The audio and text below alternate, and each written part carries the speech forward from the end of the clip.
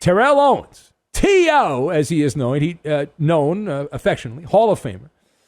T.O. joined Shannon Sharpe on his podcast and spilled the beans, saying that he does not want to avoid one person in particular. Now, he's not looking to fight Logan or Jake Paul, the annoying YouTube punks. Instead, T.O. has his eyes locked on the prize. A former teammate, as Warner Wolf would say, let's go to the audio tape. Who would you want to fight? I said Donovan McNabb. and I'm dead serious. Shannon, I'll knock him out. Because there'd be so much, But you can't do that. But see, no. I would go in there. I know I'll be controlled. Right. It'll be controlled anger. I'll be like a Navy SEAL. I'll be a Navy SEAL because they cool under all conditions. But there would be a fire burning inside of me. There you go. It's just when you think Navy SEAL, you think T.O. Interchangeable. Now, Owens says that this particular grudge with Donovan McNabb goes back almost 20 years. Almost 20 years. Here's the audio. Clean out, I knocked chunky soup from him. from 2004. Trust me. All right, 17 years. You're going to knock that chunky soup right out of his hands. How dare you? Some quality soup. 17 years. All right, so let us discuss the question. Who would win a hypothetical celebrity boxing match between T.O. and Donovan McNabb? Now, I am going to set Owens as a minus 250 favorite in this hypothetical boxing match. Now, if you're not a gambler or you're just bad at math, that implies a roughly 70% chance that Owens will win the fight. I'm going low on T.O. I think it's actually higher than that, but I'm gonna set the line at 70%. Now, my observations, you've got the Barracuda, Chapter 7, and Residence Inn. And we will lock all of these things together. Now, number one. I would love to see the fight. Now, I'm not a big celebrity boxing person. I did a monologue about one of the, I forget, the Paul brothers, they're all the same, Logan and Jake. I can't tell the difference. But one of those two, the one that fought, I think it was Logan that fought Floyd Mayweather. We did a monologue about that. But we've tried to circumvent the celebrity boxing. But this is one I would be all about. I would help promote it. The Paul brothers, they're doing performance art. It's not authentic. It's not. They've seen a loophole to make money, and good for them. They've taken advantage of dumb people. Get that dumb money while you can. They've gotten the dumb money. But this rises to a different level based on the many public comments over the years that Terrell Owens has had this burning anger in his belly to destroy Donovan McNabb. This is not just to hype up some future fight because there's no fight in the works. This is Owens, who was beloved in Philly. My theory on this is Owens is still upset because he believes he would have finished his career in Philly until Donovan McNabb messed things up and turned everything upside down. And he blames McNabb for all of the bad things that happen and having to bounce around and changing teams every couple of years. But if it hadn't been for McNabb, this is my armchair psychologist work, that it would have been, if as an amateur shrink, it would have been McNabb and T.O. together, or at least Owens would have been there, and if only Donovan hadn't meddled with his affairs. And T.O., in a celebrity boxing match, since he believes he was the victim of sabotage, he would enter the ring as fearsome as a barracuda, with bloodlust pumping through his veins. And that's authentic. That's more authentic than any of these other celebrity boxing matches and all these fugazi made-for-pay-per-view matchups.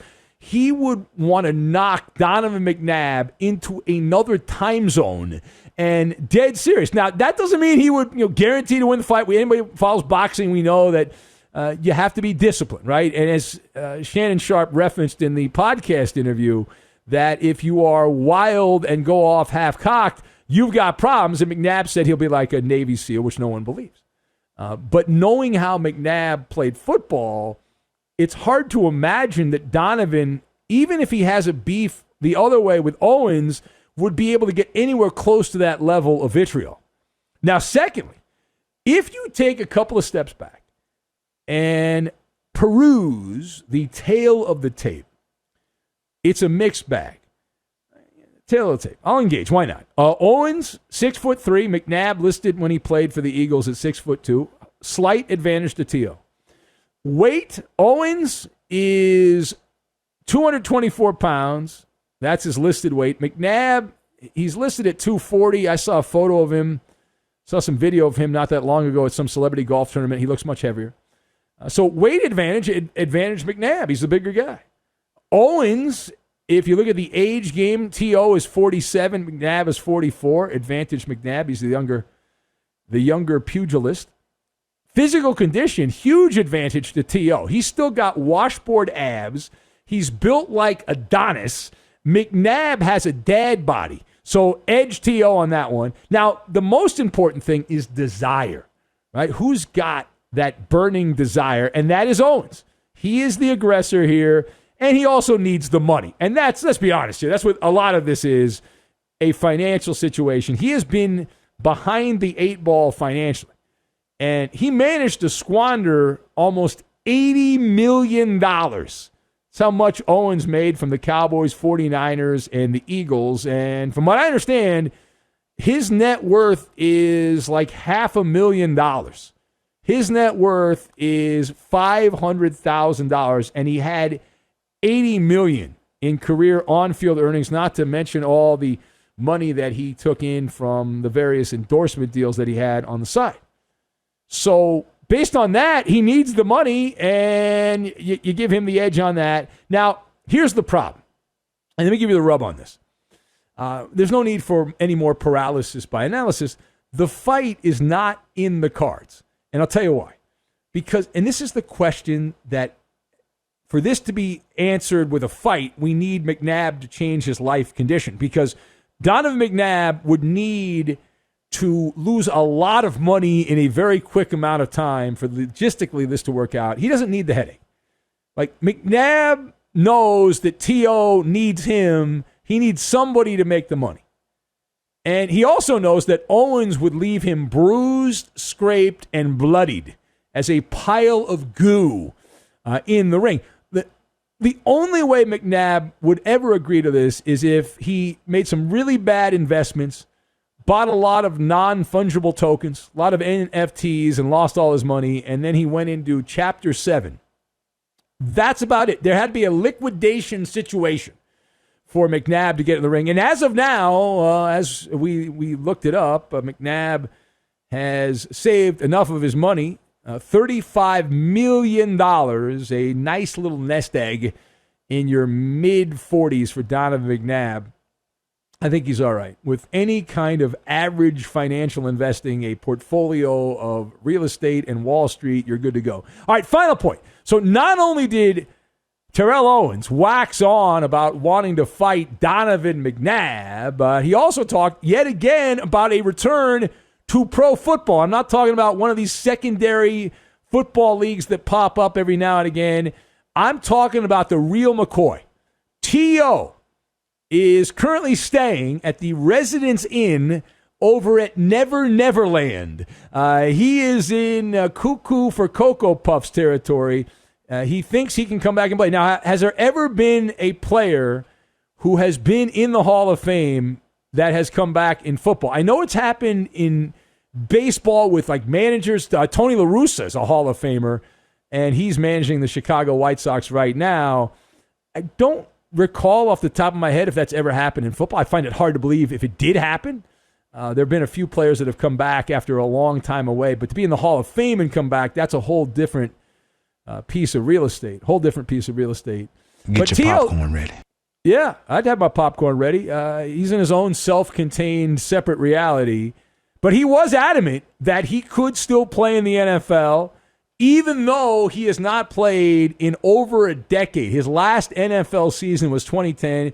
he was bragging on this interview that he had been training, and it's not like he's been sitting on the couch, he said, waiting to get back in. And he says, whatever he can do to help, he said, my knowledge of the game, this is a quote, my knowledge of the game is what is going to separate me from everybody else. And he talked about wanting to groom some of the young receivers who resemble the way that T.O. plays the game. You just got to be on your P's and Q's. Yeah, got to have your P's and Q's. It's my team. It's my quarterback. Now, my position on this is simple. I endorse T.O. returning to the NFL. I am looking for content. I am scrambling around here in the middle of the night, the wee hours of the morning, looking for great sports radio content. And T.O. showing up and saying, hey, put me in, coach. I'm ready to play. I can be your number one wide receiver. It would be a pointless endeavor, but it would be wonderful at the same time. Now, in case you are suffering from amnesia, Owens was showing signs of decay at age 37. That was the last time that he played. His yards per catch rate had gone down 3 straight years, 35, 36, 37. His catch rate, which had been when he was in his prime, 60% or better, was down to 51.8%. He was a falling star in the Carson Palmer vintage of Cincinnati Bengals football back in the day. But hey, I say why not? We got to find out who T.O. has as a friend, because it is going to take some nepotism. You scratch my back, I'll scratch your back for T.O. to return to the NFL at any point at that age. Forget about it.